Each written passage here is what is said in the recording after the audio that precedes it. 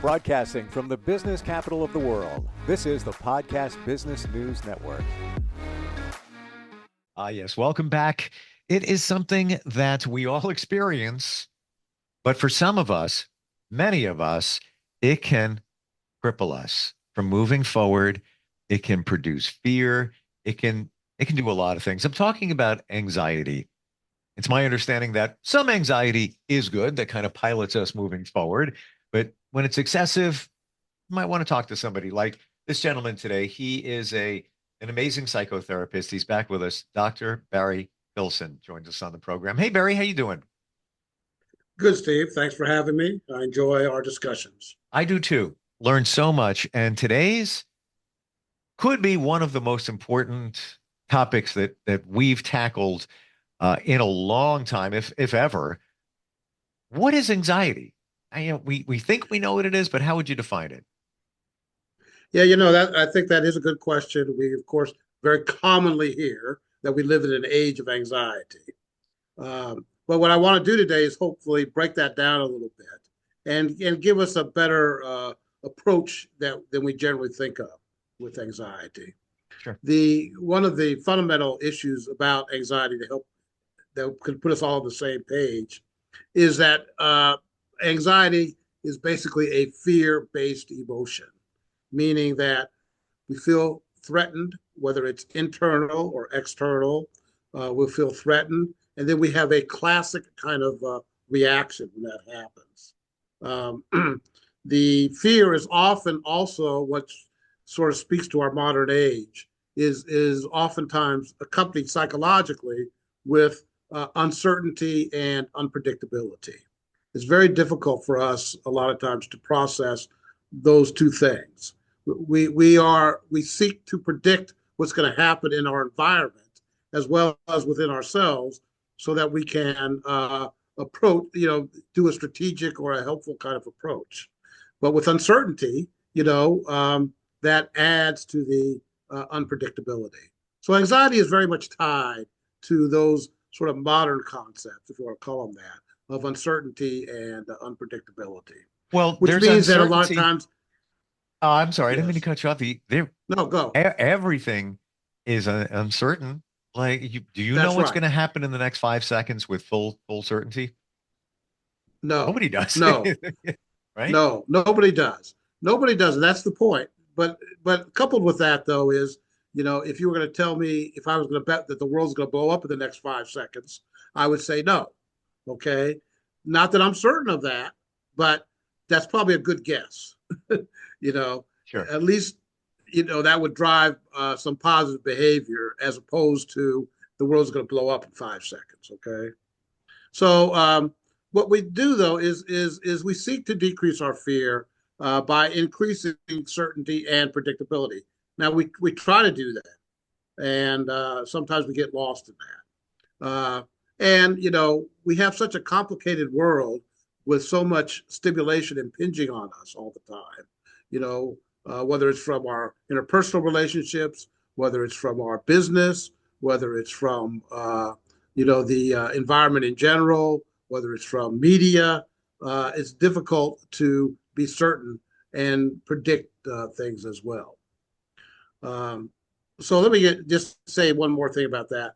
So what happens is that in terms of fear, there's a specific area of the brain that is highly responsive to fear, and it's called the amygdala. Maybe some people have heard of that, AMYGDALA.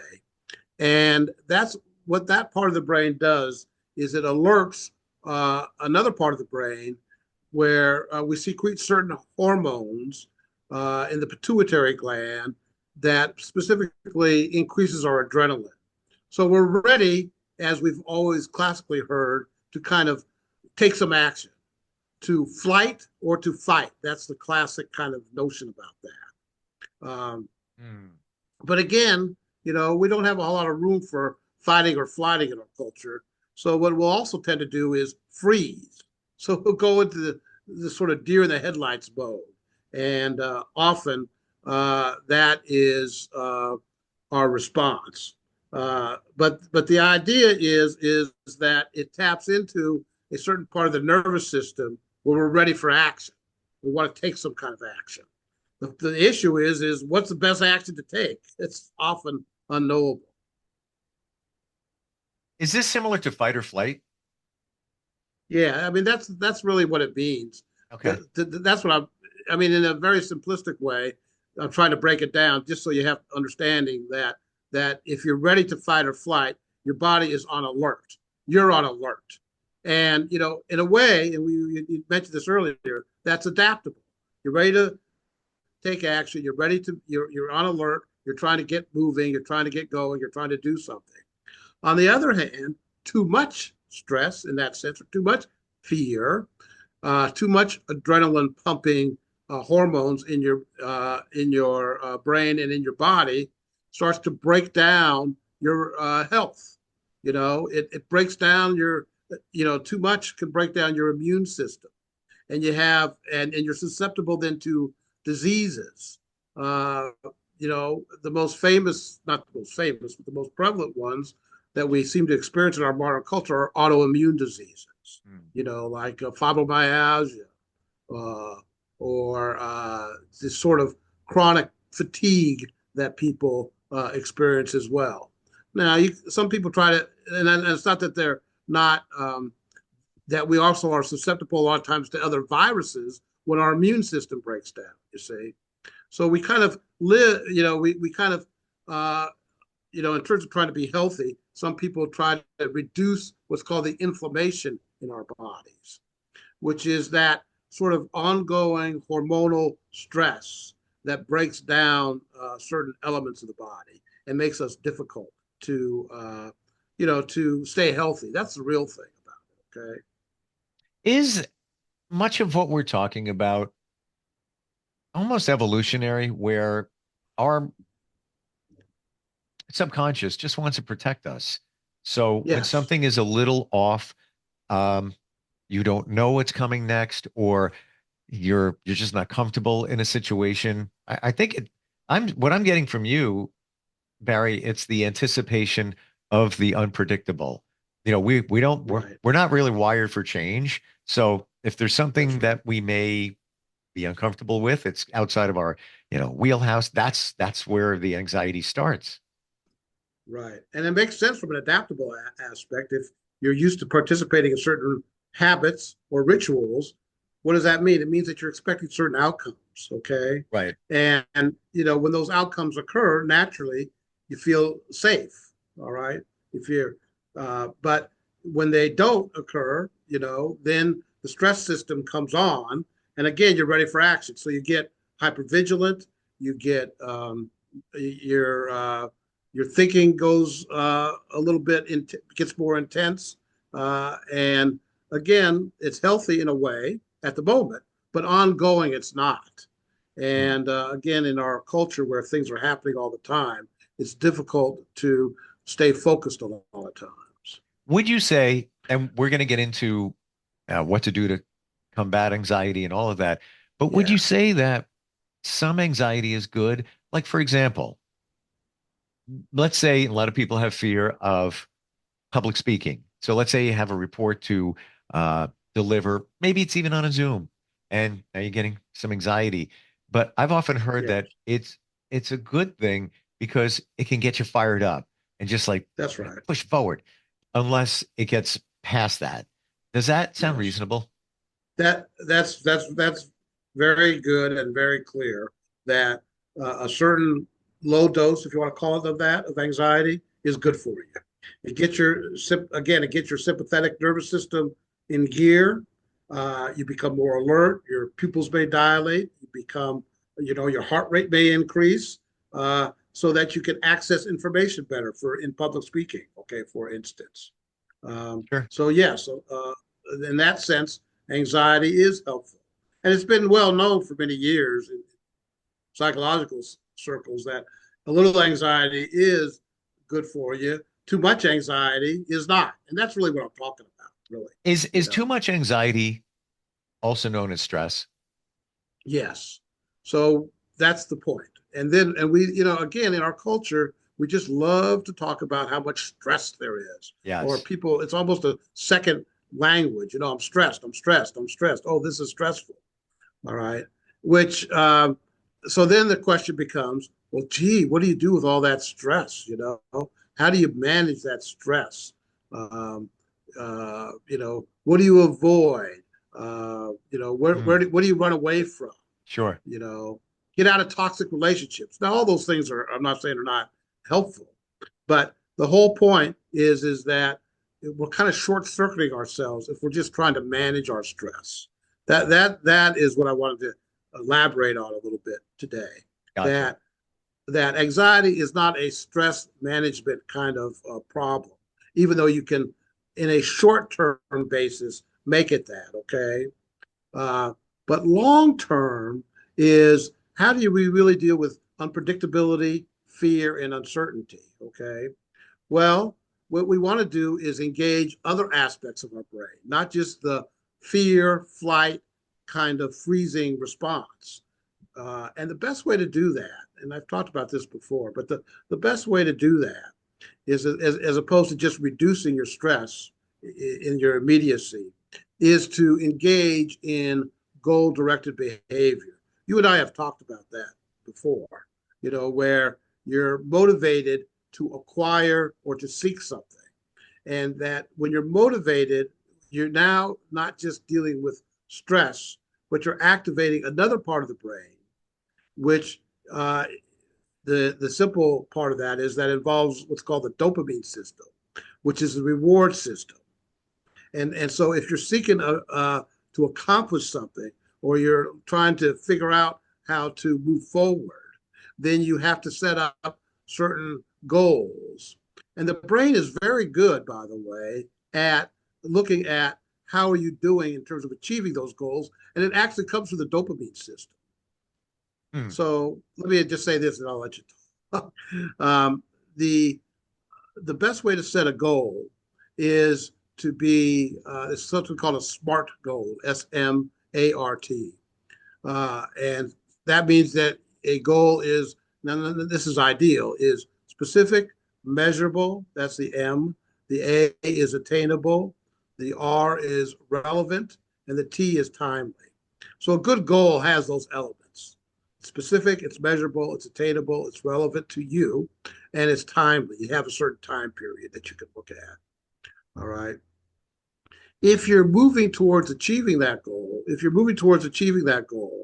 and you have an outcome that tells you you're closer or that you have achieved a small objective, then you're going to get a shot of dopamine in your brain. Okay. You're actually going to trigger a dopamine response that is recognized by a part of the brain called the prefrontal cortex that tells you you're on task, which is the best way to deal with anxiety. So it's at that moment, that dopamine hit is kind of justification. Like, is it saying you're in a good place now? Don't worry. Yeah, it's a signal. It's like Okay, a signal. Great. in a simple way. It's just a signal to your brain that hey, I met this task. It's measurable. I can not just justify it, but I can relate to it, and I did it in a timely way. That feels good. All Right. right, that feels good. Love it. Um, Yeah. when we're talking about anxiety, and before we go into more of ways to combat or deal with, what about the traumas that we've suffered? Is there Yeah, connections there? so that's a good question. I appreciate that. Because what'll happen is that the fear response, I was talking about, feeling stressed and getting alert and your heart rate increasing also, is it also can access memories of bad experiences, okay? Which is, as you just said, a trauma response. So not only are you motivated, you're driven to do something. Now, you may be clouded by previous trauma when you experience this stress, and then you move into a whole, can move into a whole spiral of my outcomes are going to be difficult, not achievable, all right, and everything's going to fall apart. Obviously, that's going to increase your anxiety. I also look at it in terms of mindset. And I want to share Okay. with you, I used to have anxiety about blood tests. Okay. I would Go worry ahead. about them. It would be, oh, I got it coming up. I'd actually change the date. I get close to it. Like, I can wait another couple of days. It was like a routine test. Actually, I probably have one tomorrow. I'm going to see a doctor. I think, they're going to probably draw some blood for additional testing, whatever. It's all good. Um, but I changed my mindset. And Okay. instead of me worrying about, well, how am I going to react? What happens if I get nervous? What happens if I pass out? What if this? What if that? And then I had an experience, side note, I already had anxiety about it, but years ago, I was getting blood drawn, typical lab, and the phlebotomist left the band on my arm and started talking to a coworker. And I said, after a Oh, few minutes, I'm like, I guess, can we take this off? She comes over, releases the band, and the pressure was like, I think I'm going down. I didn't. It was all good, but just well, add to the anxiety. Now I flip the mindset, and now I look at it as, oh, I'm getting information. I am doing something for myself. This is a good thing. Might not be totally happy with the information. Maybe it's going to be good this time. Who knows? But at least I'm being proactive. And I just have a conversation with the person that's drawing. In 20 seconds, I'm done. I don't even know what happened. So the mindset shift worked for me and in other areas as well, in terms of not anticipating what's coming up, but living here in the moment. Any thoughts on the mindset? well, I think that's a great example, um, and easy to relate to, uh, especially the sort of trauma memory of, leaving The band on, leaving right? yeah, the band on, and being uncertain about what all that meant, and then having a bad experience after that. So, it's easy to get stuck there. And like you said, uh, then part of your ongoing response might have been for a while is, well, I'm going to avoid this. I can't do this. I'm avoiding this. You know, Sure. uh, the and that in a stress related quick response that makes sense. I'm going to avoid this. But I mean, you said it beautifully. As soon as I had a mind shift to, okay, why am I doing this? What am I trying to accomplish? Uh, what is the blood test going to tell us? What kind of Hmm. information? And where can I go from here? Then, okay, I'll deal with the phlebotomist in a positive way. I'll just talk to him or her for a little while, sort of distract myself, and maybe keep things in the present and a good system. I'll bet you that I was doing what you just described, the smart system with the mindset Yeah, shift and didn't even realize it. Because if you put it through the that's right. SMART filter, right? You'll find it. You'll find it. That's right. Right. So I'm just giving you a sort of an algorithm for that. But we do it on we do it automatically, and that's the best way to say it. A better question is what you just said. It's not necessarily what's the SMART, but what mindset do I need to shift so that what I'm doing here is something that's helpful to me and to the situation. Okay, Absolutely. Um, and Barry, any final thoughts? We're almost out of time. We have a few minutes. Anything that okay. else stands out about anxiety and uh, kind of controlling it? Yeah, well, actually, that's a good word, is control. People think that the more I can control things, the less anxiety I'm going to have. But the other side of that is instead of being on outcome on what you can control and what you cannot control, what you do is you become process oriented. How do I want to approach things? You know, do I stop at red lights? Do I, if I'm in a conversation with somebody, how do I approach it? If I don't like what they're saying, what do I, how do I approach that? Sure. And if the key word is not to avoid or go away or run away from, but it's to approach.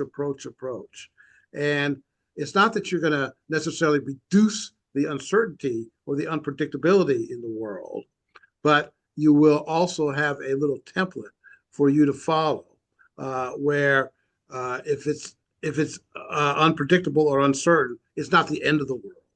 That's the key. Such great tips. And of course, therapy can be amazing to help walk you through and realize these things. And there's different forms of therapy and such. Yeah.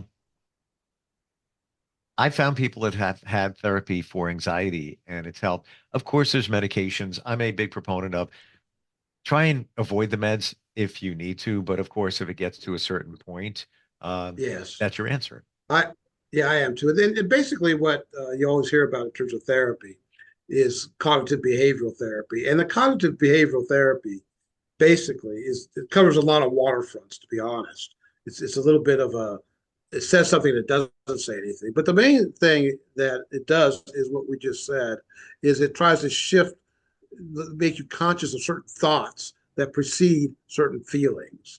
So the idea of that is that your thoughts are going to trigger certain feelings. And if you shift your thoughts instead of trying to change your feeling, then you have a better chance of moving forward in a positive direction.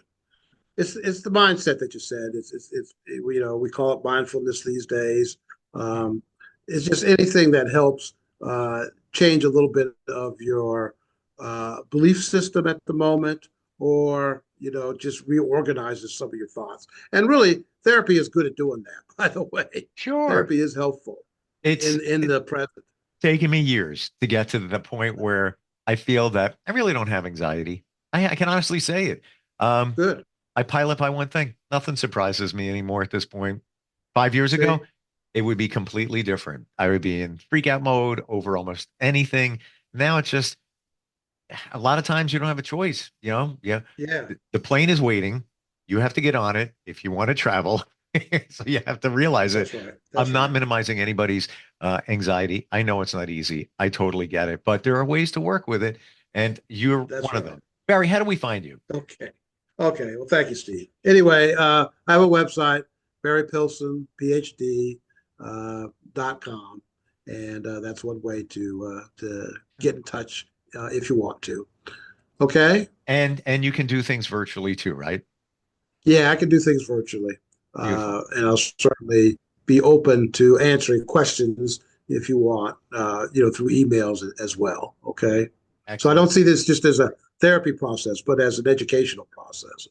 And that's why we're here. And that's why I appreciate you and all the insight and just breaking these things down. Anxiety is so huge for so many people. So I'm glad we talked about it. Once again, the website is Barry Pilson, PILSON. PhD.com. Right. .com. Yeah. Excellent. Okay. Thanks, Barry. Thank you, Steve. All right. I'll see you next time. All right. Okay. Bye-bye. We'll be right back. Are you looking for even more of the podcasts and hosts that you love? The Podcast Business News Network is proud to announce that you now have even more ways to listen live. Check out the MyTuner Radio, online radio box, and Simple Radio apps on iOS and Android, or find us online. Search for Business News Network on mytuner-radio.com, or search Podcast Business News Network on streama.com and onlineradiobox.com/US. Take your podcast on the go and don't miss a minute of the action.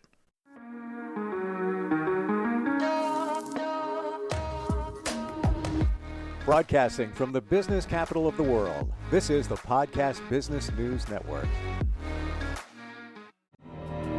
For nearly 2,000 severely injured veterans, everyday life has become filled with barriers. Day-to-day simple tasks can become pretty daunting. I have to carry my chair up 2 flights of steps or have somebody do it for me. What scares me the most is just the falling. When I'm struggling with my house, I think, to have that one great barrier just knocked down, it's crucial.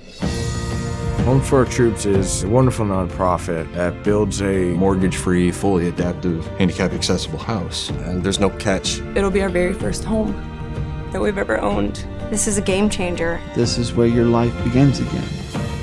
We need you to join us in completing this important mission. Please visit hfotusa.org and help build homes and rebuild lives. Because of you, everything's going to be okay.